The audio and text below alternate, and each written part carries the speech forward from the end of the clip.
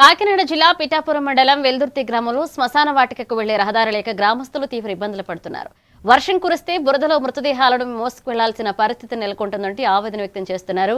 ఇక ఇదే మార్గం పంట పొలాలకు వెళ్లేందుకు కూడా ఉపయోగపడుతుందనడంతో ప్రజలు నిత్యం ఇబ్బందులు ఎదుర్కొంటున్నారు. డిప్యూటీ సీఎం పవన్ కళ్యాణ్ స్పందించి శ్మశానానికి శాశ్వత రహదారి నిర్మించాలని గ్రామస్తులు విజ్ఞప్తి చేస్తున్నారు.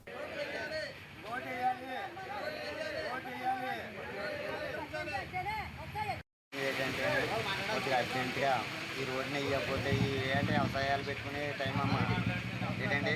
కావున మీరు అన్నీ స్పందించి ఈ రోడ్ని మీరు ఎంత త్వరగతిని పూర్తి చేస్తే అంత మంచి జరుగుతానండి జనాలకి. ఇటు ఎంతో కదండి, 1 కిలోమీటర్న్నర పోతే సరిపోతుందండి. గత 20 సంవత్సరాలు 15-20 సంవత్సరాల నుంచి ఇదే ఇబ్బంది అండి. పిండి పట్టుకెళ్దామంటే దారి లేదు, చేలోకి వెళ్దామంటే లేదు. కాబట్టి ఒక ముఖ్యమంత్రి గారు దీన్ని అన్నీ చర్య తీసుకుని ఆఫీసులను పంపి కొంత ఎస్టిమేషన్ వేయించి శాంక్షన్ చేసేయండి.